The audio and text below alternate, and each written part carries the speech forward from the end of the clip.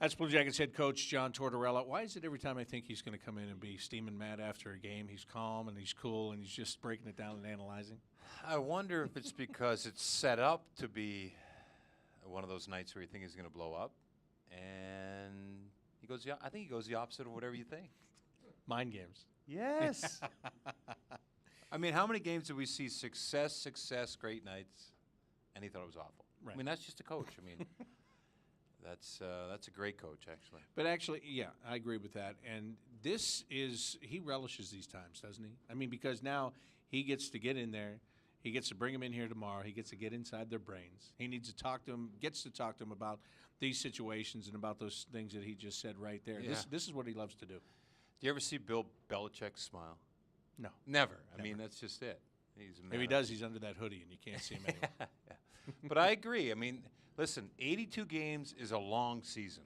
And I say that with the mindset of, if you're going to go in the coaching staff's mind right now, and he just said it, all that success, things were going their way, this is a time for a coach to identify and really check and see to make sure he's got what he thinks he's got in this team and their systems.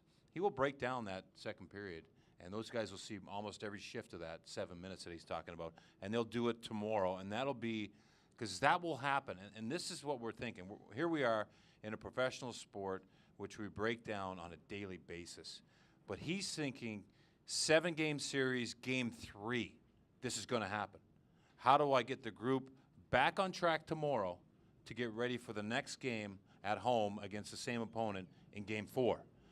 And so that's the mindset he has, I think, all through this whole thing. Training camp, what we're doing now, we're over the halfway point of the season, how they handle success and how they handle a little bit of failure. And it's going to be very interesting, I think, this next couple weeks. Well, let's put it to the All-Star break. It's going to be very interesting.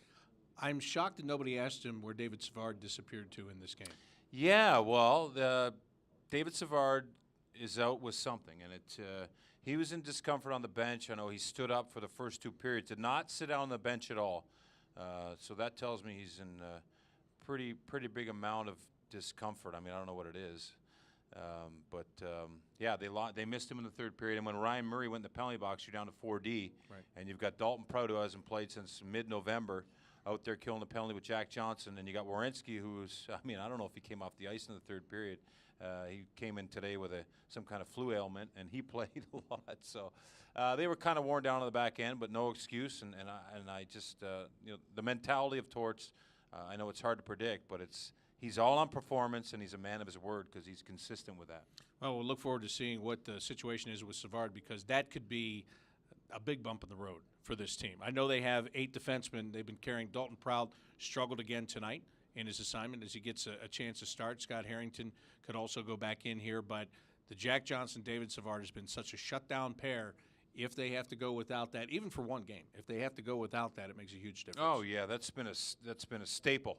It's been an automatic for this team that those two go out against the top-end talent in the opposition. They're in big plays. They block shots, and there's nobody that appreciates those two guys more than their goaltender, Sergei Bobrovsky, and their forwards that are playing with those guys because they are so reliable. All right. Well, we'll see what happens on Saturday. That's when the Blue Jackets will play again. Don't forget, that's a 5 o'clock game on Saturday afternoon. That's right. 5 o'clock. Don't show up. Oh. Don't show up at 6. I'm kidding. You're in I big already trouble. set my alarm. The gates will open at 3:30 on Saturday afternoon. That'll do it for Jody Shelley and I. Ryan Mitchell continues with the postgame show next on the El Dorado Saddle Downs Blue Jackets Radio Network.